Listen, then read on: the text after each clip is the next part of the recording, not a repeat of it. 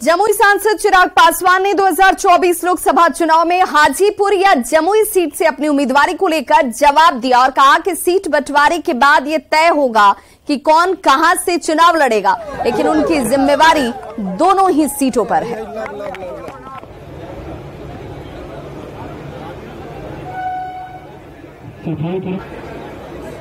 क्योंकि हाजीपुर की पहचान हमारे नेता आदरणीय रामविलास पासवान जी की वजह से और हमारे नेता की पहचान हाजीपुर और हाजीपुर की जनता की वजह से वो पहचान रही है। बहरहाल ये चुनावी गणित है, कौन कहां से चुनाव लड़ता है, बट हाँ, एक पुत्र होने के नाते मेरी बड़ी जिम्मेदारी हाजीपुर के प्रति है और जैसे मेरे नेता की पहचान हाजीपुर रहा है, मेरी पहचान जमुई लोकसभा रहा है, तो ऐसे में एक बड़ी जिम्मेदारी मेरी जमुई के भी प्रति है। आने वाले दिनों में कौन कहां से चुनाव लड़ता है, ये गठबंधन और गठबंधन के बाद पार्टी का संसदीय बोर्ड ये फैसला करेगा। जेडीयू के प्रदेश अध्यक्ष उमेश कुशवाहा ने केंद्र की बीजेपी सरकार पर जमकर निशाना साधा। बक्सर में जेडीयू के कार्यक्रम के बाद उमेश कुशवाहा ने कहा कि आज तक प्रधानमंत्री ने जो भी योजनाएं शुरू की वो पूरा हुआ है क्या? वैसे ही आज जिस अमृत भारत स्टेशन पुनर्विकास योजना के तहत देश भर में 508 योजनाओं का शिलान्यास किया गया, वो कभी पूरा नहीं होगा। चुनावी साल को देखते हुए ये शिलान्यास किए गए हैं। चुनावी उनका योजना होगा, सब शुरू हो रहा है। कोई योजना इसके पहले सफल हुआ है? कोई काम हुआ है क्या? सिर्फ हवा है, चुनावी केंद्रीय मंत्री अश्विनी चौबे ने एक बार फिर नीतीश कुमार पर निशाना साधा। बक्सर में अश्विनी चौबे ने कहा कि विपक्षी दलों का गठबंधन घमंडियों का गठबंधन है और नीतीश कुमार घमंडी कुमार हो गए जिन्हें कोई लोक लाज अब नहीं है। अश्विनी चौबे ने राहुल गांधी की मिली सजा पर सुप्रीम कोर्ट से रोक के बाद कांग्रेस खेमे में जश्न पर भी तंज कसा।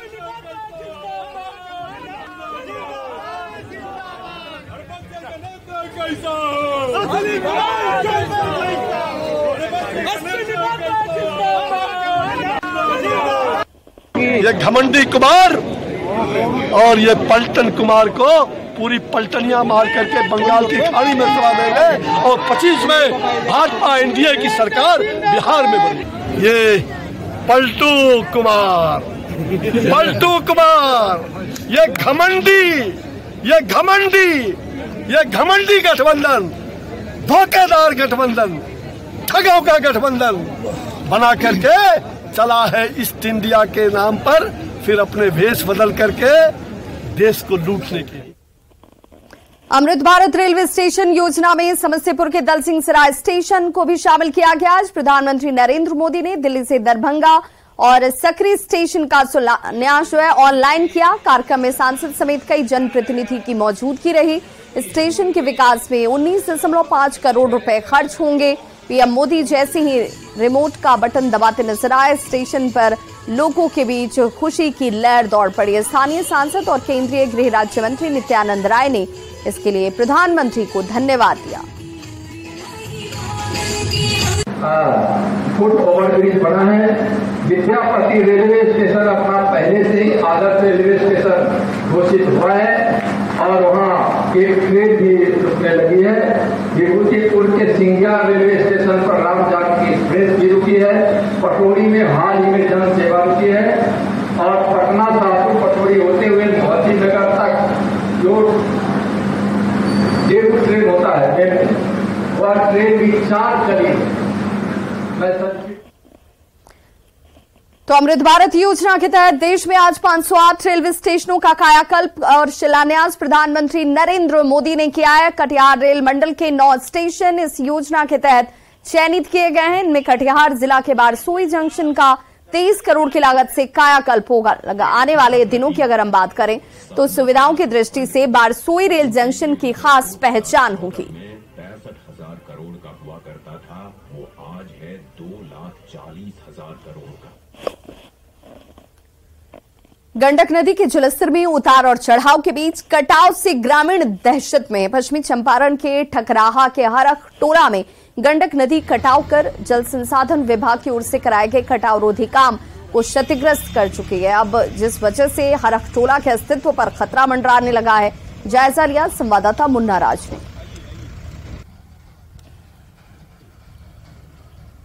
गंडक नदी के जलस्तर में उतार चढ़ाव के बाद ठकराहा के हरक टोला में गंडक नदी का दबाव बढ़ गया है और लगातार गंडक नदी कटाव कर रही है। तो आप तस्वीरें देख रहे हैं, हम पश्चिम चंपारण के हरक टोला की तस्वीर दिखा रहे हैं। अचानक गंडक नदी की धारा आकर इस गांव के समीप लड़ रही है और देख सकते हैं किस तरह नदी धीरे धीरे जो पहले से फ्लड फाइटिंग का वर्क जो किया गया था उसको ध्वस्त कर चुकी है। और सामने जो टावर आप देख पा रहे हैं, इस टावर को भी अपने आगोश में ले लिया है। और हालांकि जल संसाधन की पूरी टीम जिला प्रशासन के निर्देश पर यहाँ काम जरूर कर रही है, लेकिन फिलहाल सफलता मिलता हुआ नहीं दिख रहा है और लगातार नदी का दबाव आगे बढ़ रहा है। तो आप तस्वीरें देख रहे हैं किस तरह बास पाइलिंग और फ्लड फाइटिंग के जरिए इसको रोकने की कोशिश हो रही है। तो हम आपको बगहा में ठकराहा जो प्रखंड है उसके मोतीपुर पंचायत का हरक टोला का तस्वीर हम आपको दिखा रहे हैं। तो देख सकते हैं किस तरह से नदी का दबाव बना है और पुराने बांध बनाए गए थे इस गांव को बचाने के लिए। तो इस बांध का क्या असर है, आप तस्वीरें देख रहे हैं कि लगातार नदी का दबाव बन रहा है और बांध पर भी दरार आ गया है। धीरे धीरे जो फ्लड फाइटिंग वर्क पहले से किए गए थे उसे क्षतिग्रस्त कर नदी आगे बढ़ रही है, जिसके बाद यहाँ के लोगों में दहशत है। टावर के पास जो गर्भ बनाया है और टावर के आगे भी गर्भ बनाया है, वो काटते हुए सारे फ्लड फाइटिंग के काम को ध्वस्त कर दिया है गंडक नदी। और हरक टोला मोतीपुर पंचायत के हरक टोला पे दबाव बनते जा रहा है। लोगों में भयावह स्थिति है और इससे और परेशानियां बढ़ती जा रही है। यहाँ की जो अधिकारी है, यहाँ की जो काम कराने वाले हैं, वो सही से काम नहीं करा रहा है। जहाँ कट रहा है इधर तो काम करा रहा है उधर, ये हाल है यहाँ की। तो आपको एक बार और तस्वीरें दिखाने की कोशिश कर रहे हैं। देखिए ये पुराना बांध बना हुआ था और जिस पर सीधे नदी आकर टकरा रही है और नदी के टकराने के साथ ही यह बांध क्षतिग्रस्त हो रहा है। बांध के क्षतिग्रस्त होने के साथ ही नदी आगे बढ़ रही है और सामने पीपी तटबंध है। तो निश्चित तौर पर अगर समय रहते इस बांध को नहीं बचाया जाता है तो निश्चित तौर पर एक बिहार का बड़ा भूभाग गंडक नदी में विलीन हो जाएगा। मुन्ना राज, न्यूज 18, ठकराहा, पश्चिम चंपारण। और बड़ी खबर झारखंड के गुमला से, जहां पशु तस्करी का खुलासा हुआ है। भरनो पुलिस ने ट्रक में अवैध तस्करी कर ले जाए जा रहे 36 गौवंशीय पशुओं को जब्त किया। जब्त मवेशियों के साथ रांची के नकड़ी का रहने वाला तस्कर कासिम अंसारी को गिरफ्तार कर लिया गया है, जिसे पुलिस ने जेल भेज दिया।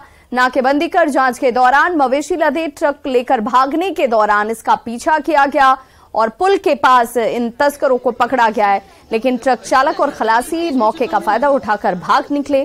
ट्रक के आगे कार में रेकी कर रहे तस्कर को पकड़ा गया। 36 मवेशियों के साथ ही आरोपियों के पास से कार, मोबाइल और दूसरे सामान जब्त किए गए। 36 बैल थे जिसमें 4 बैल की मृत्यु हो गई थी। सभी मृत्यु जो बैल हो गई थी उसका पोस्टमार्टम कराया गया और उसमें साजिद अंसारी द्वारा अपने अन्य साथियों का नाम को स्वीकार किए हैं और अपने अपराध को स्वीकार करते किए हैं, जिसको गिरफ्तार करके न्याय के साथ भेजा जा रहा है। और इस संबंध में पहले भी सूचना मिली थी कि इस क्षेत्र से गौकसी के लिए यहाँ पर जानवरों को तस्करी किया जा रहा है और छापेमारी की जा रही है और बीच में और लोग पकड़ने की संभावना है। खबर धनबाद से, जहां मारवाड़ी युवा मंच के कृत्रिम अंग प्रत्यारोपण शिविर में शराब के नशे में धुत उपद्रवियों ने जमकर तोड़फोड़ मचाया।